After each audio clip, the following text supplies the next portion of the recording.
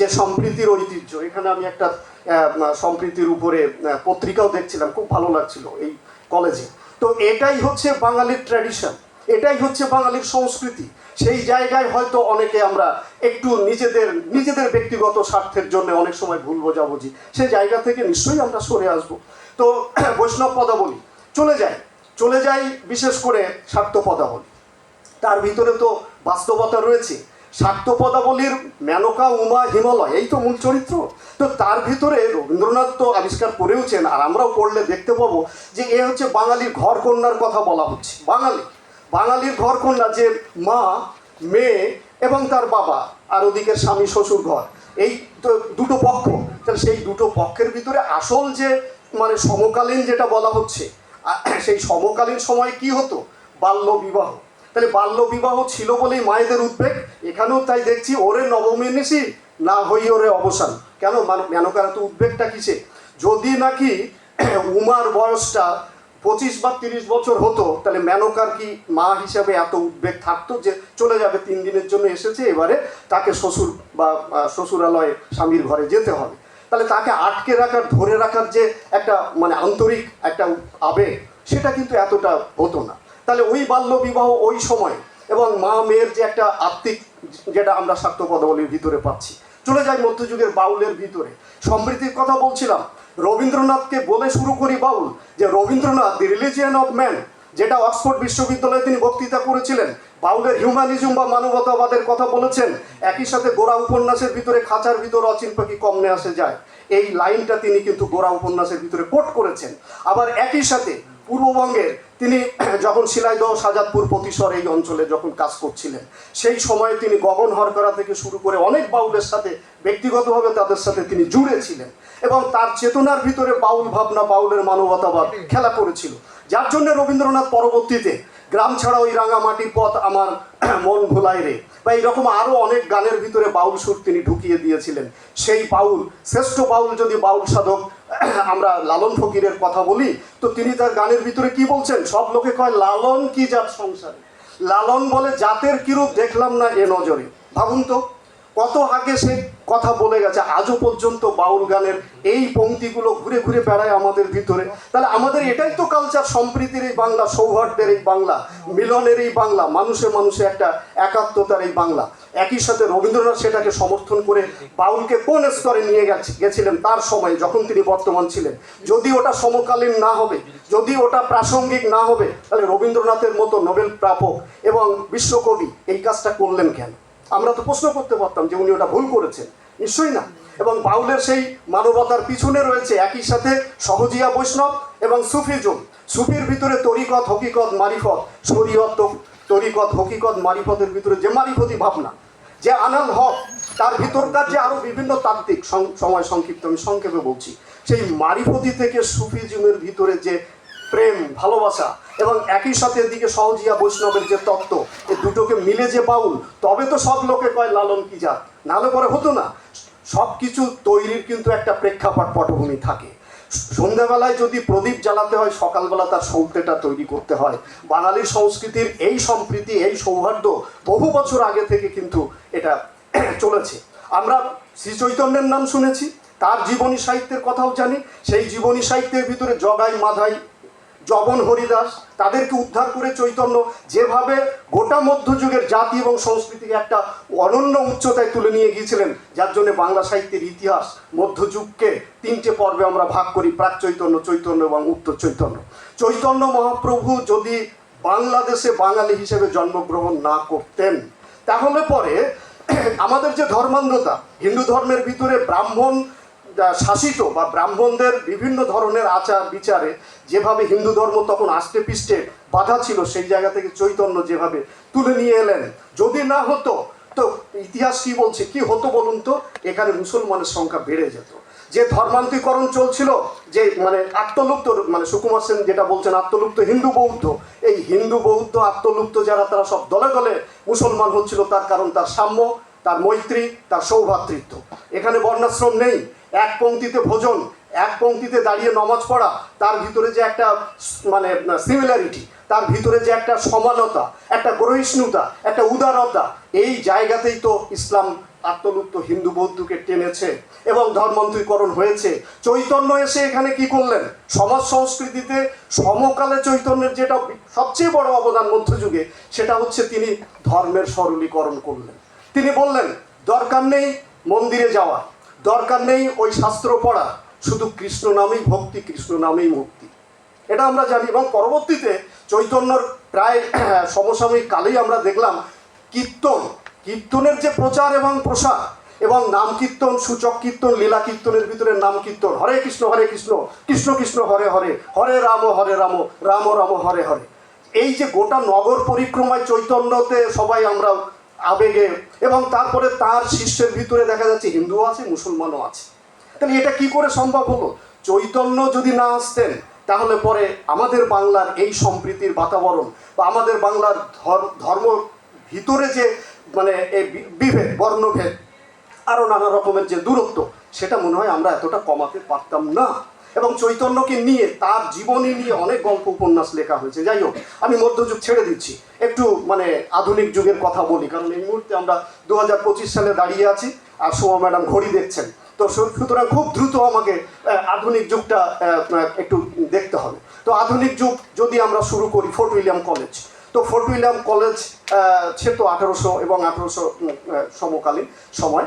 তো সেইখানে William Carey, Ramram Basu, Mrityunjay Vidyalankar, আমি শুধু কেরির কথাটা বলি। উইলিয়াম কেরি তার কথোপকথনের ভিতরে কয়েকটা প্রবন্ধের ভিতরে মাইয়া কোন্দল, মজুরের কথাবার্তা বা এই রকম যে ডায়ালগগুলো, সেখানে আপনারা শুধু ল্যাঙ্গুয়েজটা দেখবেন, ভাষাটা দেখবেন। মানে কলকাতার ককনি আর মুসলমানি বকনি মিলে তারপরে হুতুম পেঁচার নকশাতে যেরকমভাবে ভাষা, আর এখানে যে ভাষা, এই ভাষাটা খুব বেশি দূরত্ব নেই। হয়তো ভাষাগত একটা কাঠিন্য রয়েছে কার ভিতরে বলুন তো? মৃত্যুঞ্জয় বিদ্যালঙ্কারের। কিন্তু যেটা তিনি একেবারে মানুষের ওরাল ট্র্যাডিশন থেকে কথোপকথনের মানে এই রচনাগুলো তিনি লিখেছেন, সে জায়গাটা সমকালের একেবারে দেখা সত্যটাকেই তিনি তুলে এনেছেন তার লেখার ভিতরে, ফোর্ট উইলিয়াম কলেজে। আর আমরা আধুনিক বললে তো আধুনিকতার যে প্রাণপুরুষ রাজা রামমোহন রায়, তার কথা তো নিশ্চয়ই আমাদের স্মরণ রাখতে হবে। রামমোহন বিতর্কের গদ্য তৈরি করেছেন ঠিকই, কিন্তু তিনি গদ্যের যে মানে বিবর্তন, সেই বিবর্তনে একটা উল্লেখযোগ্য ভূমিকা রেখেছেন। সমকালীন সময়ে রাজা রামমোহন রায় যদি নাকি সতীদাহ প্রথা, সহমরণ বিষয়, প্রবর্তক নিবর্তক সংবাদ, কবিতাকারের সহিত বিচার, উৎসবানন্দ বিদ্যাবাগীশের সহিত বিচার, এইসব বিচার বিতর্কমূলক গদ্য যদি তিনি সৃষ্টি না করতেন, পরবর্তীতে কি বিদ্যাসাগর এসে এরকম পরিশীলিত এবং মার্জিত যেটা সাহিত্যিক গদ্য আমরা বলি, সেই গদ্য কি উপহার দিতে পারতেন এবং তার উপর দাঁড়িয়ে বঙ্কিম ফসল ফলাতে পারতেন? যে অতটা উপন্যাস শুরু করলেন দিরাজমন সাহিত্য দিয়ে, শেষ করছেন সীতারামের দীর্ঘ সময় ধরে 14টা উপন্যাস, এবং তার ভিতরে ফর্ম, কন্টেন্ট সব দিক থেকে ওই সমকালকে ধরেছেন বিভিন্ন স্তরের ভিতরে। মাইকেলের একটা জায়গায় সমকালটা একেবারে আকারা বাস্তবের মতো উঠে এসেছে। কি না, তিনি তো কি চেয়েছিলেন বলুন তো? পূর্ববঙ্গের ধরুন যশোরের সাগরদাড়ি, কিন্তু সাগরদাড়ি তো ধরে আটকে ছিলেন না। অবিভক্ত বাংলাতে তিনি চেয়েছিলেন যে ইংরেজি ভাষা শিক্ষার ভিতর দিয়ে শেলি, কিটস, বাইরন হবেন। চলে গিয়েছিলেন, ভারতবর্ষ ছাড়লেন, ভারতবর্ষের হিন্দু ধর্ম ছাড়লেন, তারপরে ওখানকার সমস্ত ম্যামদের তাদের সাথে আস্তে আস্তে ঘনিষ্ঠতা, রেবেকা ম্যাকটেভিসকে তিনি অন্দরমহলে নিয়ে এলেন, এবং তারপরে তিনি দেখলেন যে না, হলো না, যা চেয়েছিলাম সেটা হয়নি। এ বঙ্গভাণ্ডারে তবু বিবিধ রতন, তা সবে অবেদ আমি অবহেলা করি, পরধন লোভে মত্ত পরিণু ভ্রমণ পরদেশে ভিক্ষাবৃত্তি কুক্ষণে আচারি, কাটাইনি বহুদিন সুখ পরিহরি, অনিদ্রায় অনাহারে সফিকায় মন মজুনু বিফল তবে অবরণ্য করি। কি বললেন? আত্মসমীক্ষা, আত্মসমালোচনা করলেন। আমি ভুল করেছি, সারা জীবন ধরে আমার যে স্বপ্ন ছিল, এই স্বপ্ন তো পূরণ হলো না, আমার ভুল হয়েছে। আবার এই মানুষটার এই কথাটা বলার সুযোগ করে দিয়েছিলেন যে বিদ্যাসাগর মহাশয়। ওখানে তো তিনি প্রায় বিগত হতে চলেছিলেন, সেখান থেকে চাঁদা তুলে বিদ্যাসাগর বাড়ি বাড়িতে চাঁদা তুলে তারপরে জাহাজ করে নিয়ে আসলেন, ওখান থেকে তারপরে আসলেন জীবনের শেষ মাত্র 7টা বছর সাহিত্য সাধনার ভিতর দিয়ে। মাইকেলের অমিত্রাক্ষর ছন্দ, মাইকেলের হচ্ছে প্রথম বাংলা মৌলিক নাটক শর্মিষ্ঠা 1859 সালে, মাইকেলের হাত ধরে আমরা সাহিত্যিক মহাকাব্য, মেঘনাদ বধ কাব্য, এরকম অনেক অনেক কিছু আমরা মাইকেলের হাত ধরে দেখলাম। এবং সমকালীন প্রেক্ষিতে কি করলেন মাইকেল? ডিকনস্ট্রাকশন বা বিনির্মাণের প্রথম পথপ্রদর্শক হিসেবে মাইকেল মধুসূদন আসলেন। রামায়ণের কাহিনী নিলেন, পুরাণের কাহিনী নিয়ে একই সাথে বীরঙ্গনা লিখলেন এবং মেঘনাদ বধ কাব্য লিখলেন। আজকে ডিকনস্ট্রাকশন বা বিনির্মাণে সেলিনা হোসেন থেকে শুরু করে অনেকের কথা শোনা যায়, কিন্তু আমি বলবো যে 19 শতকে মাইকেল মধুসূদন দত্ত তার প্রথম পথপ্রদর্শক। তিনিই প্রথম মৌলিকভাবে সাহিত্য রচনার বিষয়কে নিলেন আমাদের দেশীয় ঐতিহ্য থেকে। অনেকে হয়তো মনে করে যে শেলি কিটস, বাইরন বা ওই রকম ধরনের শেক্সপিয়ারের ওই বিখ্যাত ট্র্যাজেডি নাটক বা কমেডি নাটক এগুলো না নিলে পরে বোধহয় লিটারেচার আলোচনা করা বা লেখা বা এগুলো ঠিক যেন মানে স্ট্যাটাস পায়। তো মাইকেল তো অনেক স্ট্যাটাস দেখেছেন, জন মিল্টন থেকে তিনি গ্রিক, হিব্রু, ল্যাটিন কত ভাষা তিনি শিখেছেন। শুধু ভাষা না, তার লিটারেচারও পড়েছেন। এত বেশি বহু ভাষা এবং সংস্কৃতির দ্বারা পুষ্ট মাইকেল। এবার আমাদের যেটা উপহার দিলেন মাইকেল মধুসূদন দত্ত বলছেন, গাইবো মা বীর রসে ভাসি মহাগী। কি করতে পারলেন সেটা মাইকেল, সেটা তিনি ধরে রাখতে পারলেন না। শেষ পর্যন্ত মেঘনাদ বধ কাব্য করুণ রসে রসায়িত হলো। অষ্টাধিক স্বর্গ আছে ঠিকই, কিন্তু যেটা তিনি ওয়াদা করলেন, যেটা তিনি প্রতিশ্রুতি দিলেন যে আমি বীর রসের মহাগীত রচনা করব, মেঘনাদ বধ কাব্য করুণ রসে গেল। তারপরে একক নায়ক না দ্বৈত নায়ক, অনেক কিছু বিচ্যুতি আছে। তারপরেও হচ্ছে যুগের শ্রেষ্ঠ শুধু না, গোটা বাংলা সাহিত্যে মহাকাব্য মানে সাহিত্যিক মহাকাব্যের শ্রেষ্ঠ সৃষ্টি হচ্ছে মাইকেল মধুসূদন। এটা সমকাল মাইকেলকে এই জায়গায় দাঁড় করিয়েছে। যদি মাইকেল ওই ধাক্কাটা না খেতেন, যদি বিদেশে না যেতেন, এত যদি ভাষা সংস্কৃতির সাথে মাইকেলের আলাপ পরিচয় না হতো, আর এত যদি তিনি মানে যন্ত্রণায় না ভুগতেন, মনের বেদনা, রাবণ ইজ মাই গ্র্যান্ড ফেলো, এই কথাটা ওই রকম 19 শতকে দাঁড়িয়ে যেখানে মানুষে মানুষে ধর্মে বর্ণে অনেক ক্ষেত্রে বিভেদ, সেখানে রামায়ণের ভিতরে রাবণকে বলছেন যে grand fellow, I despise Ram and his রাভেল। বলুন তো দেখি, ভাবা যায় যে রাম দেবতার মতো অবতার কল্প মহাপুরুষ, যে রামকে নিয়ে রাম মন্দির, যে রামকে নিয়ে গোটা ভারতবর্ষের মানুষ উত্তাল, সেই রামকে উনি বলছেন I despise Ram and his রাভেলস। কখন বলছেন? কত আগে বলে গেছেন। তাহলে পরে উনি পৃথিবী বিশ্ব দর্শনের ভিতর দিয়ে, আত্মিক উন্নতির ভিতর দিয়ে যে বোধ, যে ভূমা, যে চিন্তা চেতনার একটা উন্নত শিখরে তিনি উঠেছিলেন, সেই জায়গা থেকেই কিন্তু ওটা বলতে পেরেছিলেন। Great thinker, great philosopher, great writer Michael Madhusudan দত্তের গ্রেট সৃষ্টি হচ্ছে এই মেঘনাদ বধ কাব্য। আমরা মাইকেল ছেড়ে এবারে যদি বিদ্যাসাগরে আসি, সমকালে বিদ্যাসাগর সমকালীন, তার ভিতরে তো খুব বেশি তিনি মৌলিক রচনা অনুবাদেই মূলত, কিন্তু প্রভাবতী সম্ভাষণের যে গদ্য, তার ভিতরকার যে আর তারপরে বাঙালির ইতিহাস, বাংলার ইতিহাস, এটা সম্পর্কে ভাবনাটা, সেটাও তো বিদ্যাসাগর ভেবেছেন। আর একটু আগে বলছিলাম যেটা পরিশীলিত বা যেটাকে আমরা বলি শিল্পিত গদ্য, সেটা তার বর্ণ পরিচয়, বোধোদয়, কথামালা, এগুলো আমি ছেড়েই দিচ্ছি, এগুলো তো সবাই বলে। কিন্তু অন্য দিক থেকে সমকালীন প্রেক্ষাপটে আমরা তো জানি যে একই সাথে যাচ্ছেন ঈশ্বরচন্দ্র বিদ্যাসাগর, একজন সাহেব, তারপরে বিদ্যাসাগরের সেই যে বিখ্যাত কীর্তি, কি কীর্তি না, দেখা যাচ্ছে যে সাহেবের যে জুতা, সেই জুতা কেন্দ্রিক যে তার নিজস্ব একটা দম্ভ, সেইখানে বিদ্যাসাগর কি করলেন? ছুঁড়ে ফেলে দিলেন। কোথায় গেল না, খুঁজতে গেছে, আমি সংক্ষেপে বলছি, খুঁজতে গেছে। তাহলে এই যে ভারতীয়ত্ব, এই যে স্বদেশী ভাবনা সমকালের প্রেক্ষিতে। আরেকটা কথা বলি অন্তত বিদ্যাসাগর সম্পর্কে, সেটা হচ্ছে যে রত্নাবলী নাটকের অভিনয়, বিদ্যাসাগর নীলদর্পণ নাটকের অভিনয় দেখছেন, অর্ধেন্দুশেখর মোস্তাফি উডের ভূমিকায় অভিনয় করছেন, এত সুন্দর, এবং বিশেষ করে ক্ষেত্রমণির বলাৎকার দৃশ্য, যেই বলাৎকার দৃশ্য আসলো আর অমনি কি ঘটনা ঘটলো আপনারা তো সবাই জানেন, যে অর্ধেন্দুশেখর মোস্তাফি উডের ভূমিকা এত জীবন্ত করে তুললেন, মনে হচ্ছে বিদ্যাসাগর তখন অডিয়েন্সে বসে আছেন, মনে হচ্ছে যেন ও আসল ইংরেজ, ও এই যে কাজটা করছে, এই যে অভিনয় নয়, এটা আসল। বিদ্যাসাগর ওখান থেকে উঠে দাঁড়িয়ে নিজের খড়ম, মানে এখনকার তো তো তার খড়ম ওখান থেকে ছুঁড়ে মারলেন সোজা, এবং তারপরে যে ঘটনা সেটা তো আপনাদের জানা। তো এটা সমকালীন বিষয় নয়। এবং এই যে বাঙালি অস্মিতা, এই যে ভারতীয়ত্ব, সেই ভারতীয়ত্ব, তার ফলেই তো আমরা 47-এ আমরা স্বাধীন হতে পারলাম। নাহলে তো শকুন্তল পাঠান মোগল। রবীন্দ্রনাথ তো বলে দিচ্ছেন যে এক দেহে হলো লীন। কই তাদেরকে তো বলছি না যেখান থেকে এসেছিল চলে যাও সেখানে, ব্যাক টু প্যাভিলিয়ন যাও, আবার যেখান থেকে এসেছিল সেখানে। বলিনি তো, তারা মিলেমিশে এখানে একাত্মতার ভিতরে আছে। কিন্তু ইংরেজকে বলছি কেন? তার কারণ হচ্ছে তারা 200 বছর আর 500 বছর শাসন করুক, তারা মূলত শোষক। এই জায়গা উপনিবেশ করে এখান থেকে শোষণ করে সব কিছু আবার ওখানে পাঠানো, এই তো তাদের কাজ। সেটা আমরা ধরেছি, বুঝেছি, তবে তো তাদেরকে। যাই হোক, তাহলে এই জায়গায় বিদ্যাসাগর এই যে খড়ম জোড়া মানে তিনি ছুঁড়ে মারছেন, আরও একটা মারবেন বলে রেডি হচ্ছেন, তারপরে মোস্তাফি হাত জোড় করে বলছেন যে আজকে আমার অভিনয় জীবনের সার্থকতা। কারণ বিদ্যাসাগরের মতো মানুষ আমাকে খড়ম যেটা ছুড়লেন এটা আমার পুরস্কার, এটা তিরস্কার নয়, যে আমি কত ভালো অভিনয়। তাহলে এটা সমকালীন প্রেক্ষিতে বিদ্যাসাগর কোন জায়গায় দাঁড়িয়েছিলেন বোঝা গেল। বঙ্কিমচন্দ্র চট্টোপাধ্যায়, বঙ্কিমচন্দ্রের নিশ্চয়ই আমরা ঔপন্যাসিক প্রাবন্ধিক দুটো সত্তাই জানি। আমরা সমালোচনা করতে পারি বঙ্কিমকে নিয়ে যে তিনি নীতিবাদী, বলতে পারি যে তিনি অনেক জায়গায় সাম্প্রদায়িক, এটা বলতে পারি। কিন্তু রাজসিংহ উপন্যাসের ভিতরে ঔরঙ্গজেব আর নীলমর কুমারীর কথোপকথনটা যদি একটু আমরা দেখি, তাহলে পরে দেখব যে একটা প্রণয় বুভুক্ষ সত্তা কিভাবে প্রণয়ীর কাছে নিজেকে সমর্পণ করছে, যেখানে ওটা লিটারেচার হয়ে যাচ্ছে, সার্থক লিটারেচারের জায়গায় চলে যাচ্ছে।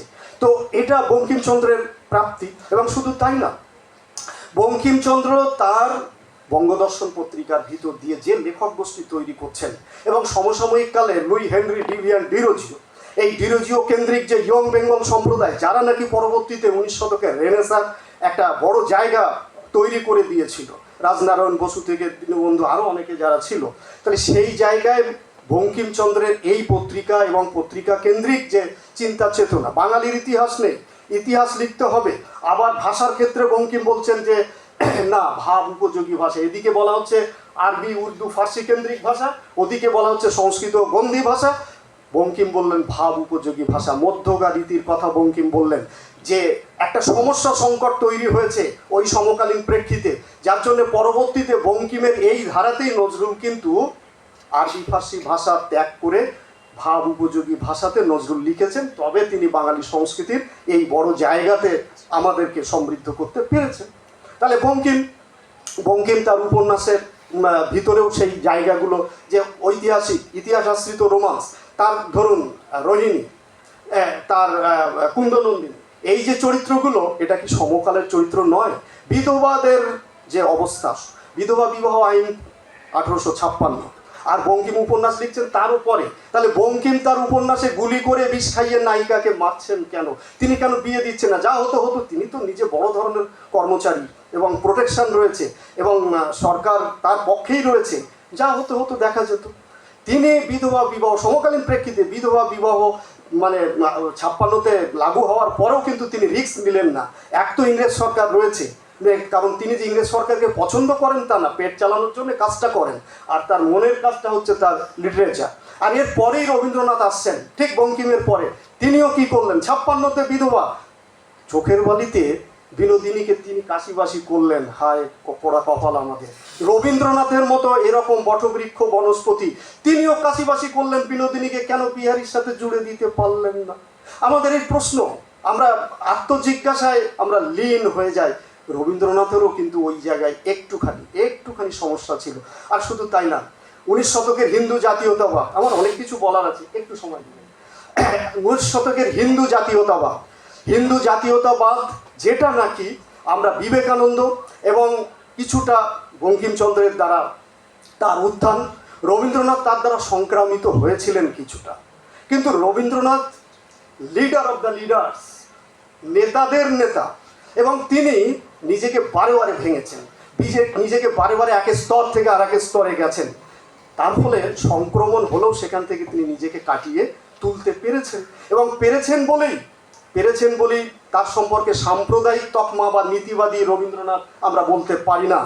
আমরা অত পরেই দেখছি যে 1910 সালে গোরার আনন্দময়ী, গোরার যে জন্মান্তর, যে রূপান্তর, সেই জায়গাতে যে গোরাকে তিনি তুলে ধরলেন, এ যেন রবীন্দ্রনাথ নিজে গোরা হয়ে আমাদের সামনে আসলেন, যে আমার ভিতরে হয়তো কিছুটা দোলাচলতা, মানে ওদিকে ভগ্ন, কবিতার ক্ষেত্রে ভগ্ন হৃদয়, সেখান থেকে শৈশব সঙ্গীত, প্রভাত সঙ্গীত এইসব করে তারপরে ধীরে ধীরে ধীরে ধীরে তিনি দেখা যাচ্ছে যে একটা অন্ধকার মুক্ত উজ্জ্বল আলোকবর্তিকার দিকে এগিয়ে চলেছেন। মানসী, চিত্রা, চৈতালি, সোনাত্তরী হয়ে এইবারে তিনি ঢুকলেন রোমান্টিক তথা মিস্টিকের চূড়ান্ত জায়গায়, এবং সেখানেই তার শ্রেষ্ঠ ফসল ফলল, সেটা হচ্ছে নোবেল প্রাইজ। তার কারণ 1910-এর দিকেই মূলত তিনি রচনা করলেন গীতাঞ্জলি, গীতালি এবং গীতিমাল্য। 13 সালে তারপরে নোবেল প্রাইজ পেলেন। মিস্টিক রবীন্দ্রনাথ তার মানে সেরা পুরস্কারটা পেয়ে গেলেন নোবেলের ভিতর দিয়ে। কিন্তু রবীন্দ্রনাথ কি ওই জায়গায় থাকলেন? গোড়াকে যেমন তিনি উদার করে তুলে ধরলেন, পরবর্তীতে আরও অনেক জায়গায়, যেমন বঙ্গভঙ্গ আন্দোলনের প্রেক্ষিতে রবীন্দ্রনাথ কী করলেন? অরন্দন রাখিবন্ধন উৎসব। তাহলে কি নীতিবাদী রবীন্দ্রনাথ বলবো? তাহলে কি সাম্প্রদায়িক রবীন্দ্রনাথকে বলবো? না, বাংলাকে জোড়ার জন্য যে মানুষটা ওরকম একটা ইংরেজ জালিয়ানওয়ালাবাগের হত্যাকাণ্ডের প্রেক্ষিতে নাইট উপাধি ত্যাগ করলেন, কি বলবো তাকে? স্বদেশ বিরোধী না স্বদেশ প্রেমী? এই হচ্ছে রবীন্দ্রনাথ। নিশ্চয়ই আপনারা বুঝতে পারছেন। এবারে তার যে উপন্যাসগুলো রয়েছে, সেই উপন্যাসগুলোর ভিতরে আমরা যদি একটু দেখি, তো ঘরে বাইরে থেকে শুরু করে চতুরঙ্গ, হয়তো কোথাও ফর্মের দিক থেকে নতুনত্ব, কোথাও আবার দেখা যাচ্ছে কন্টেন্টের দিক থেকে নতুনত্ব। ছোট গল্প, স্ত্রীপত্র, মৃণাল, ল্যাবরেটরির সোহিনী, নারীকে কীরকম, হৈমন্তী গল্পের হৈমন্তী থেকে স্ত্রীপত্রের আর এদিকের ল্যাবরেটরি, দুটো গল্পের যে নারীকে পাচ্ছি হাজার গুণ তারা কিন্তু নিজেকে তুলে ধরছেন। আমি যদি প্রবন্ধের কথা বলি, পঞ্চভূতের নরনারী প্রবন্ধ দুবার শেষ করছেন রবীন্দ্রনাথ। হয় কেন? প্রথমবার তিনি শেষ করছেন নারীকে একটু আপার হ্যান্ড দিয়ে একটু উপরে তুলে, তারপরে তিনি বিশ্ববিখ্যার ভিতর দিয়ে চলমান বিভিন্ন ঘটনার ভিতর দিয়ে দেখছেন, আর আমি একই করলাম, এ তো মহাভুল করে ফেললাম, নারীকে কেন এতটা উপরে তুললাম না। আবার তিনি লিখতে শুরু করলেন, যে দ্বিতীয়বার আবার তিনি সংযোজন করে লিখছেন এবং নারী পুরুষকে সমান্তরাল সমান করে তিনি শেষ করলেন। এই হচ্ছে রবীন্দ্রনাথ। এবং শুধু তাই না, অনেক জায়গাতে তিনি একটা মানে নাটক বা একটা কোনো রচনার নামকরণ কেটে কুটে বারবার পাল্টাচ্ছেন, বারবার শুদ্ধতায় বিশ্বাসী এবং সমকাল, চিরকাল, সমকাল থেকে বা বর্তমান থেকে চিরকালীন একটা প্রেক্ষিতে যাতে তার লিটারেচার উত্তীর্ণ হতে পারে রবীন্দ্রনাথ। নিশ্চয়ই আমরা রক্তকরবী নাটকের কথা বলতে পারি। দেখুন তো রক্তকরবীর যে নামকরণ কতবার পাল্টেছেন রবীন্দ্রনাথ। আবার রবীন্দ্রনাথ যেটা করেছেন, তার নাটকের যে চরিত্রগুলো আছে সেই চরিত্রগুলোর ভিতরে বাউল ভাবনা ঢুকিয়ে দিয়েছেন। সমকালীন প্রেক্ষিতে বাউল এতটাই তাকে সমৃদ্ধ করেছিল, যার জন্যে তিনি আমরা দেখছি যে এই বিশু পাগল রক্তকরবী বা ধনঞ্জয় বৈরাগী, এই সব যে চরিত্রগুলো রয়েছে, এই চরিত্রগুলোর ভিতর দিয়ে যেন আতের কথাটা বলতে চাইছেন। আমি মারের সাগর পাড়ি দেবো ভীষণ ঝড়ের বায়ে, আমার পাল ভাঙা এই নাই। তাহলে এই যে ইংরেজ কত মারবে মারুক, মারতে মারতে ওরা ক্লান্ত হবে, কিন্তু আমি ঠিক দাঁড়িয়ে যাব। পরাধীন ভারতবর্ষে রবীন্দ্রনাথ এই যে শিক্ষাটা দিলেন, এটা কি মহাত্মা গান্ধীর যে তুমি যদি আমাকে এক চড় মারো তো আর এক গাল আমি বাড়িয়ে দিই, আর এক চড় মারো। তাহলে এই যে মানে একটা সর্বংসহ বা একটা একটা একটা আমাদের ভিতরকার যে হ্যাঁ সব কিছু সহ্য করা, ধৈর্য ধরা, এটা মহাত্মা গান্ধীর যে ভাবনা, সেটা কি রবীন্দ্রনাথের ভিতর দিয়ে আমরা পাচ্ছি না? তো এটা আমরা দেখছি। ত্রয়ী বন্দ্যোপাধ্যায়, তারাশঙ্কর, বিভূতিভূষণ মানিক, তাদের ভিতরেও কিন্তু আমরা দেখছি যে রিয়ালিজমের দিকে রবীন্দ্রনাথ তো শুরু করেছিলেন রোমান্টিসিজম দিয়ে, এবারে ধীরে ধীরে তিনি রিয়ালিজম, ন্যাচারালিজমের দিকে এগোচ্ছেন। আর ত্রয়ী কিন্তু শুরুতেই আমরা কল্লোল গোষ্ঠী নিশ্চয়ই জানি যে 1923, তারপরে কালীকলম 26, তারপরে পরবর্তী যেসব পত্রপত্রিকায় দুই বিশ্বযুদ্ধ মধ্যবর্তী যে বাংলা সাহিত্য, সেদিকেও যদি আমরা তাকাই তাহলে বেশ কিছু আমি সূচক দেখতে পাবো। খুব দ্রুত বলে যাচ্ছি, বেশ কিছু সূচক দেখতে পাবো। সেই সূচকের ভিতরে যেমন ভাষা, তেমনি সাহিত্য, তেমনি সংস্কৃতি, সমকালের প্রেক্ষিতে কি রকম দেখছি না, ইতিমধ্যে রবীন্দ্রনাথের হাত ধরে সাধু থেকে আমরা চলিতে চলে এসেছি। ইতিমধ্যে রবীন্দ্রনাথ আমাদের শুধু একা রবীন্দ্রনাথ না, প্রমথ চৌধুরী থেকে বিবেকানন্দ থেকে আরও অনেকে, তারাও চলিতের পক্ষে সওয়াল করলেন। এবং এইবারে চলিতের ভিতর দিয়ে আমরা কি ফসল ফলাতে পাচ্ছি সমকালকে কেন্দ্র করে? না, আমরা দেখছি যে ওই পরাধীন ভারতবর্ষে মানে 20 শতকের প্রথমার্ধে ত্রয়ী বন্দ্যোপাধ্যায় বা এদিকের শরৎচন্দ্র, এদের রচনার ভিতরে রাজনৈতিক বিভিন্ন আবহ অনুষঙ্গ আসছে এবং সমকালীন রাজনৈতিক আবহ অনুষঙ্গ চরিত্র পাচ্ছি, ইংরেজ চরিত্র, সেগুলো আসছে তাদের লিটারেচারের ভিতরে। তাহলে এভাবে আমরা ওই সময়ে দাঁড়িয়ে মূলত পরাধীন ভারতবর্ষের ওই সময় দুই বিশ্বযুদ্ধ মধ্যবর্তী এগুলো পাচ্ছি। এরপরে সংক্ষেপে বলি মন্বন্তর। দুই বিশ্বযুদ্ধ তো আমাদের, যেমন দুই বিশ্বযুদ্ধের সাহিত্যও আমাদেরকে অনেকটাই মানে সাহিত্যিকরা দেখিয়ে গেছেন। মন্বন্তর প্রবোধচন্দ্রের অঙ্গার, তার ভিতরে মন্বন্তর বা নবান্ন নাটকের ভিতরে যে মন্বন্তর, 42-এর আগস্ট বিপ্লবের কথা নবান্ন নাটকের একেবারে শুরুতে, সিনের একেবারে শুরুতে আমরা দেখতে পাচ্ছি। ছেড়াতার নাটকে দেখছি যে মানে যে রহিমদ্দি এবং ফুলজান, তার ভিতরেও যে ওই তালাক প্রথা কেন্দ্রিক যে একটা মানে বিষয়, সেই বিষয়টা কিভাবে নায়ককেও পর্যন্ত সংকটে ফেলছে। তাহলে সংস্কার কিভাবে সমকালের সংকট তৈরি করে সেটাও আমরা দেখতে পাচ্ছি। এবারে মন্বন্তর, তারপরে তো দাঙ্গার দেশভাগ নিয়ে তো এখনো পার্টিশন লিটারেচার চলছে। সমকালেও তো কিছু লেখা হয়েছে, আর এখনো পর্যন্ত দাঙ্গা দেশভাগ নিয়ে, বা বিশেষ করে আমরা যদি বলি তেভাগা আন্দোলন, আমাদের গল্প সাহিত্যের পরতে পরতে তেভাগা আন্দোলন, খাদ্য আন্দোলন, আর হচ্ছে নকশালবাড়ি আন্দোলন। আমরা নিশ্চয়ই মহাশ্বেতা দেবীর নাম জানি, তো তার 1084 মা, তো সেখানকার সুজাতা চরিত্র, তাকেও আমরা দেখতে পাচ্ছি যে কীভাবে তিনি মানে ওই সময়কার পরিপ্রেক্ষিতকে সামনে রেখে এগোচ্ছেন। আর বক্তব্য আমি দীর্ঘায়িত করব না, সব শেষে একটা কথা বলি যে এরপর এবারে সবুজায়ন, পঞ্চায়েতি রাজ, অপারেশন বর্গা, এই সব বিষয় নিয়েও কিন্তু আমাদের লিটারেচারের ভিতরে তার প্রতিফলন আমরা ওই সমকালের, যেটাকে আমি প্রথমে শুরুতেই বলেছিলাম যে এই যে দিকগুলো, এই দিকগুলো হচ্ছে ইতিহাসের বড় সময়, ইতিহাসের বড় সময়, ঝড় ঝঞ্ঝা ক্ষুব্ধ একটা সময়, তার প্রতিফলন আমরা দেখতে পাচ্ছি। সবশেষে আমরা বলি যে 1990-91 সালের দিকে এলো বাজার অর্থনীতি, উদার অর্থনীতি এবং বিশ্বায়ন। আমরা নিশ্চয়ই জানি যে তখন সেন্ট্রালে কংগ্রেস সরকার এবং মনমোহন সিং হচ্ছেন অর্থমন্ত্রী, তার হাত ধরে ধীরে ধীরে এই উদারীকরণ এবং বিশ্বব্যাপী আমাদের তরফ থেকে যে বাণিজ্য, ব্যবসা বাণিজ্য, সেই দিকটা এবং সেই কেন্দ্রিক যে লিটারেচার, আজকে প্রচুর গল্প উপন্যাস রয়েছে যেখানে নাকি আমরা দেখতে পাচ্ছি যে বিশ্বায়নের প্রভাব, এবং প্রভাবে কি কি হচ্ছে শুধু সংক্ষেপে বলি, মূল্যবোধের অবক্ষয়, নীতিবোধের অবক্ষয়, এবং একই সাথে আত্মকেন্দ্রিক একটা ভাবনা, এবং যত পারো নিজেকে তৈরি করে নাও, শুটেড বুটেড কোটেড বাড়ি গাড়ি, মানে একেবারে আপনারা হয়তো বলবেন যে তাহলে কি আমরা মানে ওই গান্ধীর মতো ওই রকম থান কাপড় পরবো, খালি গায়ে একটা লাঠি নিয়ে ঘুরবো?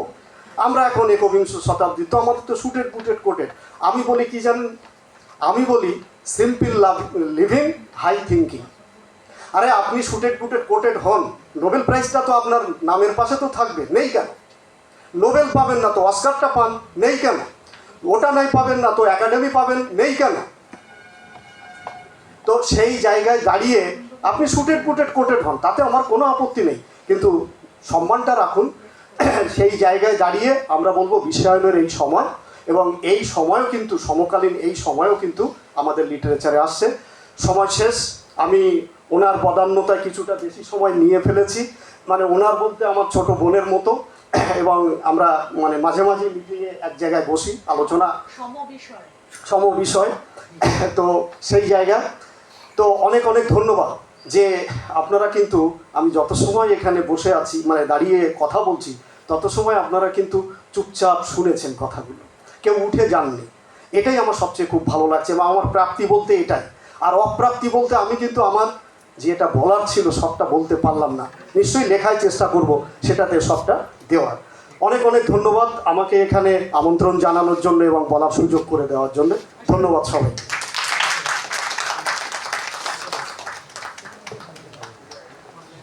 যেহেতু সময় হচ্ছে সবচেয়ে বড় একটা বিষয়, যেটাকে ধারণ করেছে সাহিত্য, আর সেই আমাদের হাজার বছর ধরে আমরা যে পথ চলেছি পৃথিবীর পথে, সেটাকে ধারণ করতে গেলে তো আসলে সময়ের মধ্যে হয় না, সময়কে পেরিয়ে গিয়ে সময়কে অতিক্রম করে আমরা চলতে থাকি।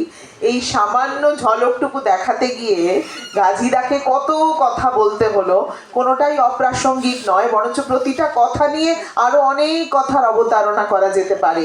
কিন্তু ওই যে সময়কে আমরা মণিবন্ধে বেঁধে ঘুরছি আর সময় আমাদেরকে ঘোরাচ্ছে, ভাইসি ভার্সা বোধহয়।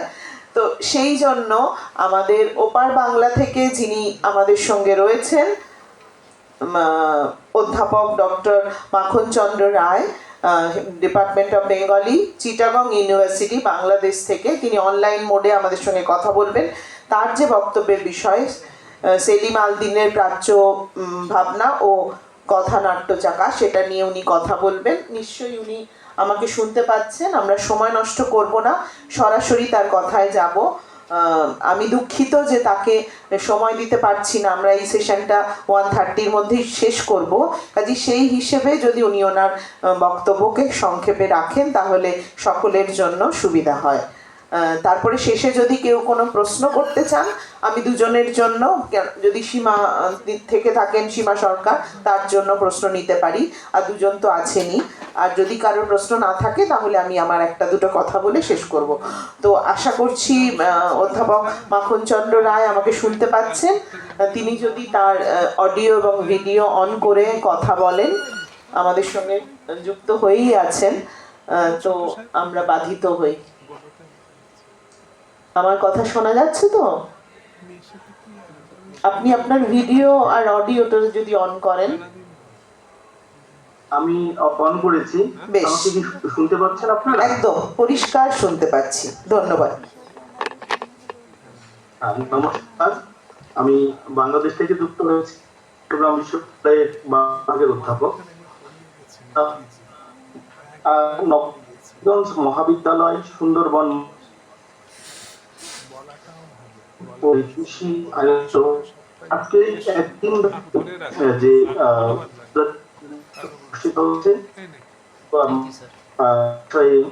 দুজন কিনোট স্পিকারের বক্তব্য শুনলাম, খুব মন্ত্রমুগ্ধ ভাবেই শুনছিলাম।